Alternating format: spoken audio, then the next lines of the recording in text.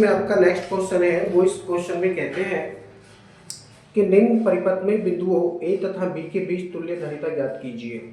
तो चित्र बना हुआ है सामने, इसमें 5 प्रकार के संधारित्र जुड़े हैं, 2 माइक्रोफेरेड, 2 और बीच वाली धारिता भी यहाँ पर 2 माइक्रोफेरेड, यानी सभी संधारित्रों की धारिताएं बिल्कुल बराबर बराबर है। तो हमें बिंदु ए व बी के बीच में तुल्य धारिता बतानी है। अब देखिए, इसको ध्यान से देखते हैं तो यह भी हमको संतुलित व्हीटस्टोन सेतु ही प्रतीत होता है। तो लिखेंगे इसमें, चूंकि दिया गया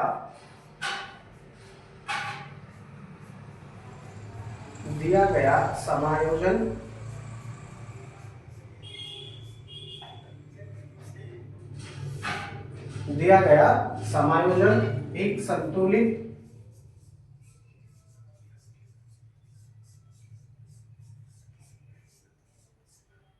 व्हीटस्टोन सेतु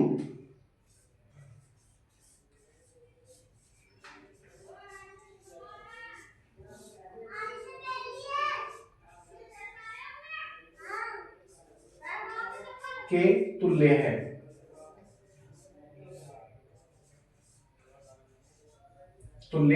है, जिससे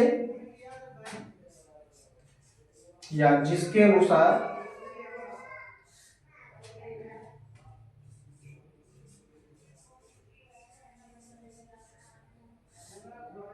मध्य धारिता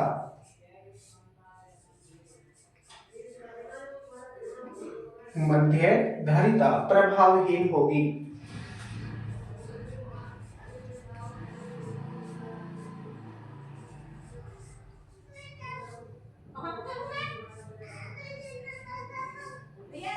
मध्य धारिता प्रभावहीन होगी, इसका मतलब यह है कि इस 2 माइक्रोफैराड संधारित्र में किसी भी प्रकार की कोई धारा नहीं होगी, और जब कोई धारा नहीं होगी तो कोई भी आवेश इसमें संचित नहीं होगा। तो इसलिए आप इसको साफ कर सकते हैं।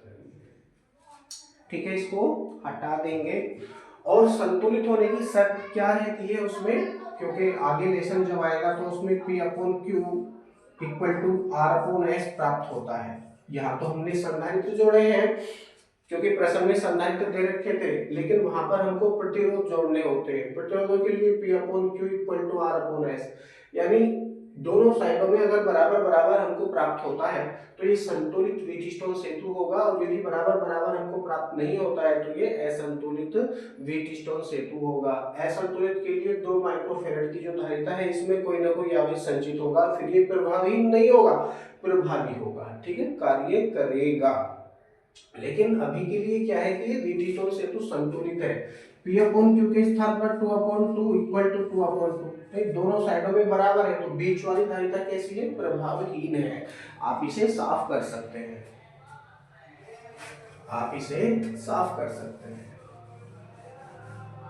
मध्य धारिता को आपने साफ कर दिया है। तो कुछ इसका इंटरफेस इस प्रकार से आपको देखने के लिए मिलेगा। नाम दे लीजिए, इसको C1, इसको C2, इसको C3 नाम दे दो, इसको C4 नाम दे दो।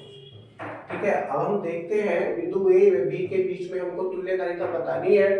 तो इसका मतलब ये होगा कि जो सेल लगा है बिंदु ए व बिंदु बी के बीच में लगा है, आप इसको समझने के लिए डॉट डॉट लाइन खींच सकते हैं, बिंदु ए से बिंदु बी को जाने वाली। तो ऐसा जब हम करेंगे तो ये चित्र 2 भागों में बढ़ जाएगा, आधा ऊपर और आधा नीचे। हम देखते हैं कि 2 माइक्रोफैराड और 2 माइक्रोफैराड एक ही तार से जुड़े होने के कारण श्रेणी क्रम में आ जाते हैं। लिखेंगे संधारित्र C1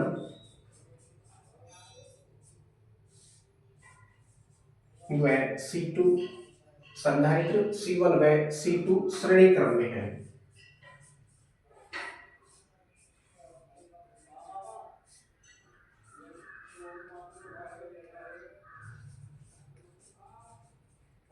अतः धारिता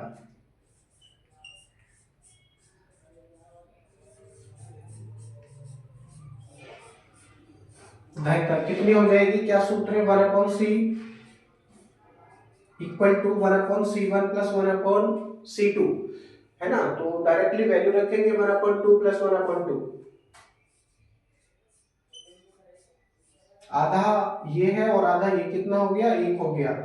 इसलिए का चिन्ह लगाओ नई लाइन से और लिखेंगे C इक्वल टू आधा आधा कितना हो गया, 1 हो गया, 1 माइक्रोफैराड। यानी ऊपर वाले दोनों संधारित्रों के स्थान पर अकेला 1 माइक्रोफैराड का संधारित्र भी आप प्रयोग कर सकते हैं। इसका सीधा सा मतलब ये हो जाता है। अब देखिए इसके नीचे वाली जो धारिताएं हैं, नीचे वाली धारिता का मतलब है कि 2 माइक्रोफैराड और 2 माइक्रोफैराड बीच में एक ही तार जुड़ा होने के कारण ये भी श्रेणी क्रम में आ जाते हैं। तो लिखेंगे अब संधारित्र C3 व C4 भी श्रेणी क्रम में है, ये भी श्रेणी क्रम में है।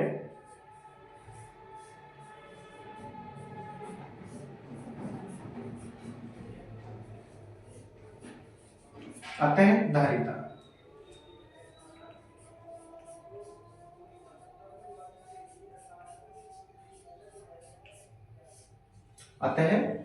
कितनी हो जाएगी, सेम सूत्र का हम प्रयोग करेंगे लेकिन C के स्थान पर C डैश हो जाएगा इक्वल टू 1/2 प्लस 1/2।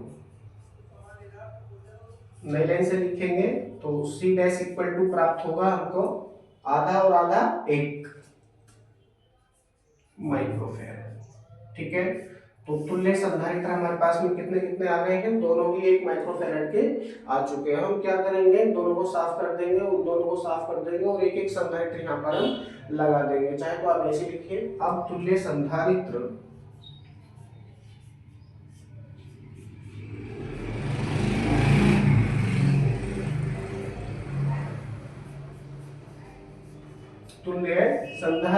C व C डैश, नाम भी लिखना जरूरी है। कौन कौन से तुल्य संधारित्र प्राप्त हुए हैं हमको, एक तो C प्राप्त हुआ है और दूसरा C डैश प्राप्त हुआ है। C प्राप्त हुआ था जब हमने ऊपर की कैलकुलेशन की थी और C डैश प्राप्त हुआ था जब हमने नीचे की कैलकुलेशन की थी। तो दोनों संधारित्र कौन से क्रम में आ जाते हैं, C व C डैश समांतर क्रम में है।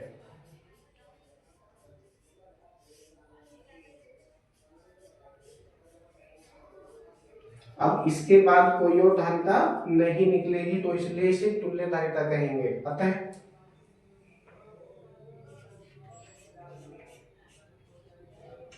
बिंदु A व B के बीच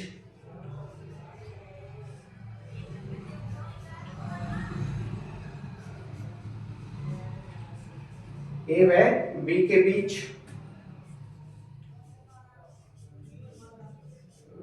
तुल्य धारिता,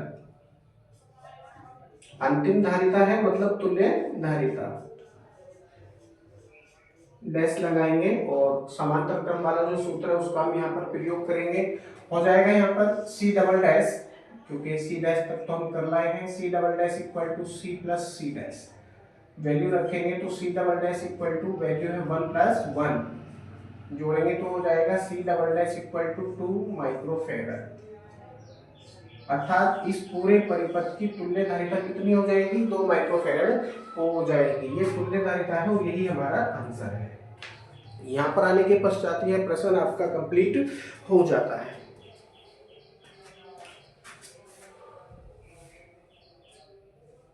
ओके, चलते हैं अगले प्रश्न में। और यहाँ पर भी एक डायग्राम दे रखा है इन्होंने, उस डायग्राम को बना लेंगे।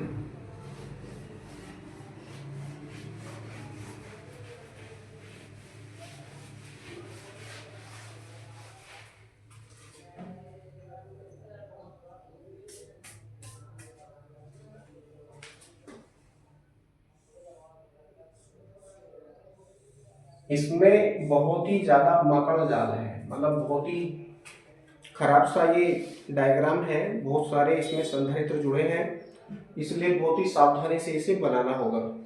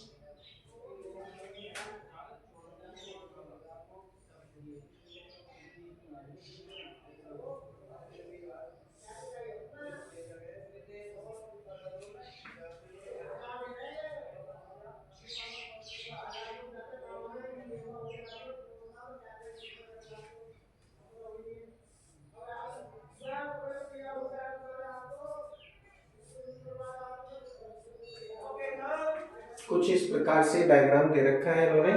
ऊपर की धारिता है 8 माइक्रोफेरड, ये धारिता है 2 माइक्रोफेरड, और बीच वाली धारिताएं दे रखी है इन्होंने 6 और 3, ये 6 माइक्रोफेरड हो गया और ये 3 माइक्रोफेरड हो गया। इसी प्रकार से ये धारिता है 5 माइक्रोफेरड और वो वाली धारिता है हमारे पास 4 माइक्रोफेरड।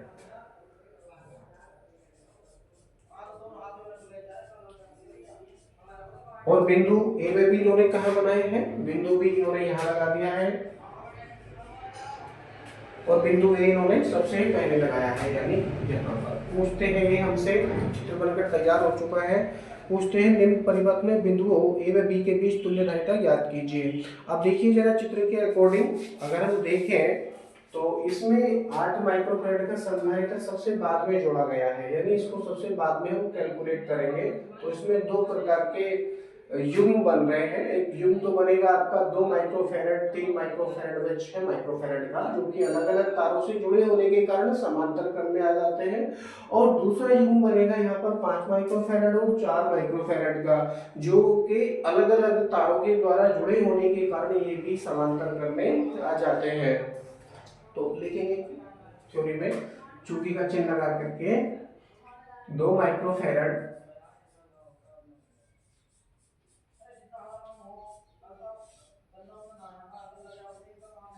2 माइक्रोफेरड, 3 माइक्रोफेरड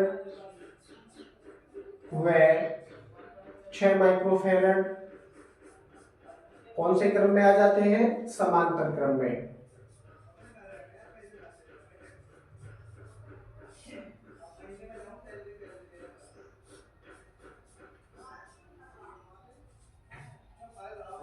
अतः धारिता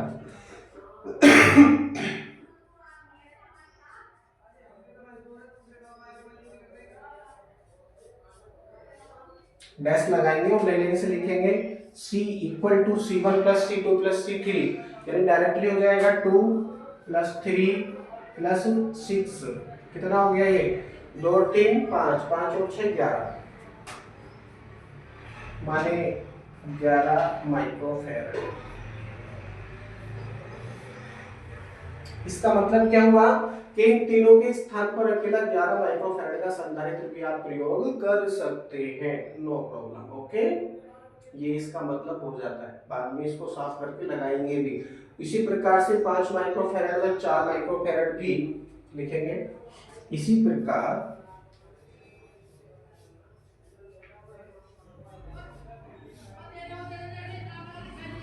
5 माइक्रोफेरड में 4 माइक्रोफेरड संधारित्र भी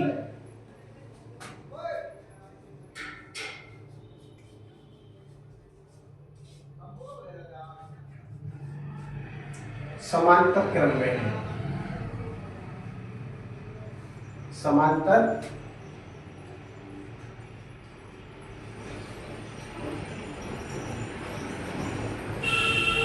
क्रम में है, अतः धारिता।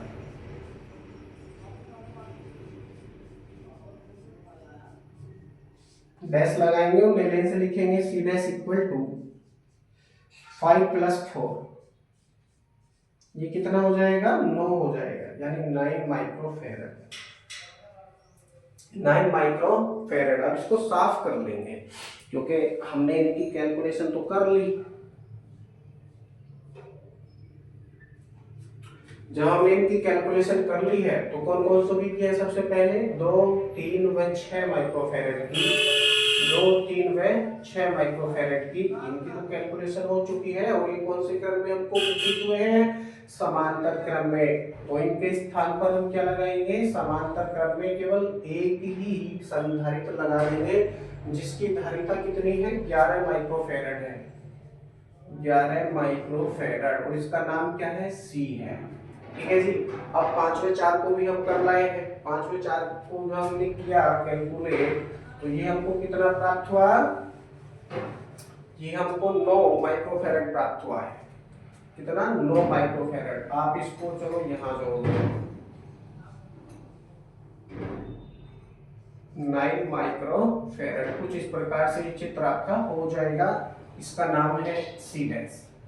अब देखिए इन सभी संधारित्रों के बीच में जो कि 3 संधारित्र हो गए, इसमें से एक संधारित्र 8 माइक्रोफैराड और शेष है दोनों तुल्य संधारित्र 11 माइक्रोफैराड और 9 माइक्रोफैराड, बीच में एक ही वायर होने के कारण श्रेणी क्रम में आ जाते हैं। तो लिखेंगे आप दोनों तुल्य संधारित्र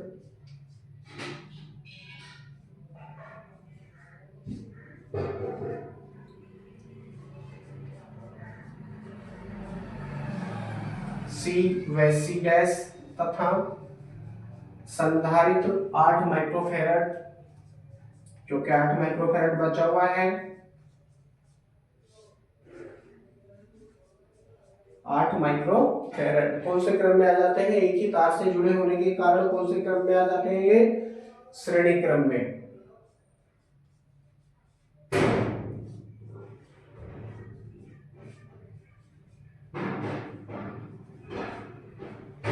श्रेणी क्रम में है। अतः बिंदु ए व बी के बीच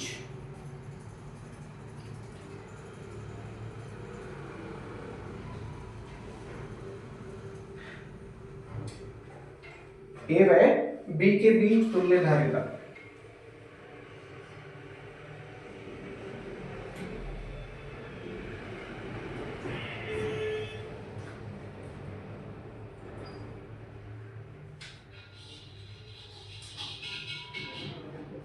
तुल्य धारिता का मतलब है बिल्कुल अंतिम धारिता, मतलब इसके बाद कोई और धारिता नहीं प्राप्त होगी हमको। तो 1/c डबल डैश हो जाएगा इक्वल टू, डायरेक्टली वैल्यू रख रहा हूं 1/8 प्लस ऐसे यहां पर 1/11 प्लस ऐसे यहां पर 1/9 1/9। अब देखिए इनका एलसीएम कितना आ जाएगा? 8, 11 और 9 का एलसीएम 8 गुणा 11 गुणा 9 ही प्राप्त होगा। ठीक है, 8 गुणा 11 गुणा 9। तो मैं इसको क्या लिख सकता हूँ? 8 गुणा 11 गुणा 9 लिख सकता हूँ। ऊपर क्या रहेगा? 8 से कट गया 8, बचा 11 नाम 99, 11 नाम 99 प्लस 11 कट गया, बचा 9 72